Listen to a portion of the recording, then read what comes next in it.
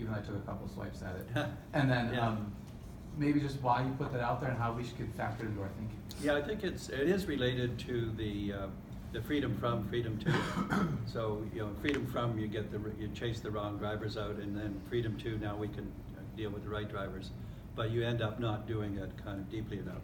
And so I call them false signals. False signals, And the false signals were alignment without coherence. Because coherence to us is in the minds of people, Right. it's what you can articulate collectively. So you align the pieces and you think that something's lined happening. on paper. Yeah, or you can articulate, one or two people can articulate, but the system can't. So that was one. The second one was activity without movement. Right, lots of people are getting together, PLCs, whatever it is, that they're using up time, but there's no rigor to the movement. I know a third was the superficial implementation of the right drivers. So that's another one. And one of my favorites in California is a steering wheel without a dashboard without a steering wheel, because they have the dashboard of data now. Oh, yeah. And that everybody is gathering around the dashboard trying to figure it out. And there's actually two pieces missing. One is the steering wheel, which is really the focus direction. And then the second is the black box of implementation, which is the practices that would produce the results. Right. So that there's been the tail wagging the dog again, where you've gone to the data instead of being data informed, it's data driven, but the driving is even clear. And if it was clear, it wouldn't be desirable because it would be too late on. Yeah. I haven't seen those self-driving cars out in California yet. I'm a little afraid of that. Yeah.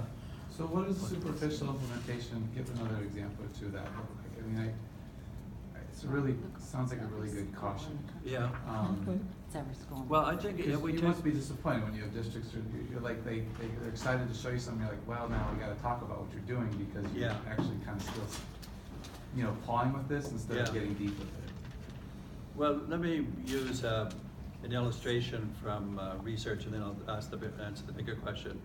There's one study I like, that I used it in the principal's book. It was a research study of 8 schools that were PLC schools, the middle schools.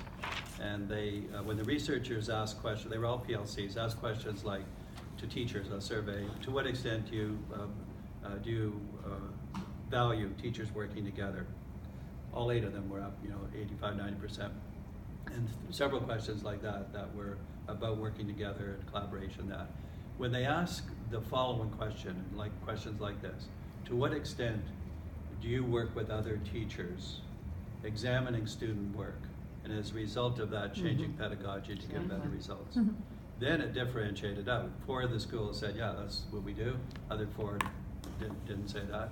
And then you can guess which ones that were getting achievement, the ones that were getting specific.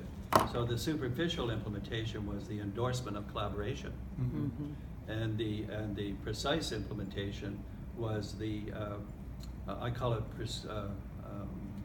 precision without prescription. They were precise, but it wasn't because people were laying it on, it was because they got precise and they embraced it. So that is, and we have another version of this. I was going to recommend it. This Thursday, Andy Hargraves will tweet his new report, which is called Collaborative Professionalism.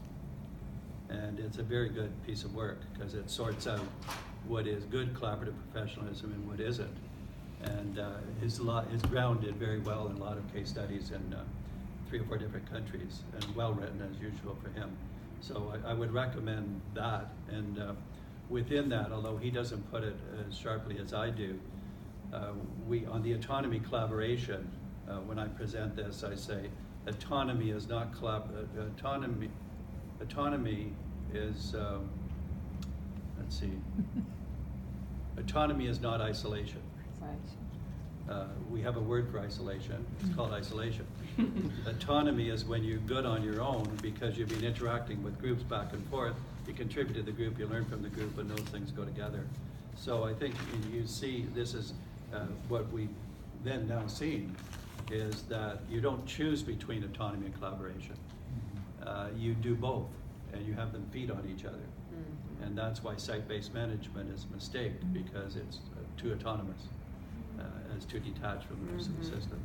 And so I think this move towards greater, what I would call precision of these things at the operational level, is very much the move away from people who are using the right concepts but employing them superficially without even knowing it, compared to those that are really using it as a change in culture, and then have the highly specific versions of what that looks like. Makes sense. Good. That's really, that process is the collaborative inquiry you've embedded into the new pedagogy for deep learning. Yeah, it's part, I mean, it is I mean, I'm not knowledgeable or deeply knowledgeable about the pedagogical side, but the pedagogues, that's their favorite kind of inquiry kind of message about this. And I have this, this new, I don't know what I'll show it this afternoon, but I like it a lot. It's a quadrant, and because it's people who said to us correctly, they said, well, why are you calling it new pedagogy? Some of these have been around for a while. And so then I did this quadrant, which is new pedagogies, old pedagogies, good, bad. And so it's we're looking for, you can, good, bad old pedagogies are teacher talk. Bad new pedagogies are really pedagogies, or sorry, good new pedagogies are ones that Montessori, some of the IB, collaborative inquiry, and that. And then bad new pedagogies are shiny objects, and so you get, anyway, that it's opening up, trying to pull out what other pedagogies. Actually, Megan and the team have been showing something that says things like project-based learning, old pedagogies that are consistent, and then something around fusion. Yeah, there's a fusion, fusion piece with diagram, technology level, things like that. Yeah.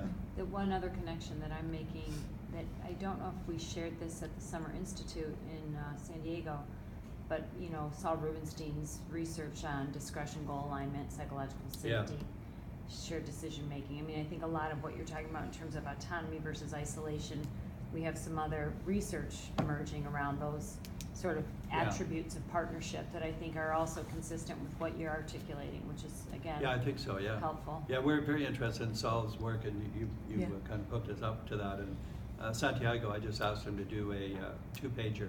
I'll send it to you, and Saul for that matter. I said, let's look into exactly what Saul is presenting and extract the causal framework. Yeah, great. I mean, and that's, again, that's sort of what we've been sort of playing with, is we've got Dolan, Fullan, Rubenstein. We just keep doing the mashup of all of those things, and they really, everything makes it richer. So when we can sort of take all these different frames and then invite people into how does this align, it's been very helpful in giving them what is very, this work is so abstract and really requires that leap of faith. Yeah. But there are things like the coherence progressions that they can look at and say, okay, this now, you gotta come back and remind them 24 hours later that they understand what they're doing, but it at least helps us. Yeah, and I think the recent formulation I mentioned before, that striving for precision and avoiding prescription is the way to get at that. Because you want precision, because you don't have to know exactly what it is, but then you want to avoid the next step, saying it's precise, therefore you should do it. Right, and that's where I think the upper left-hand quadrant of those moral purpose, clarity of goals, again, grain size, right? If every school district says we want every kid to learn academic, social, and be socially and emotionally valued, and we want some level of family engagement or something, okay, then back off and let people do their work, right? We get it. So how do we make that happen? But we overcomplicated it. So much. just to check on this afternoon, the 2 hours, how do you want to, how much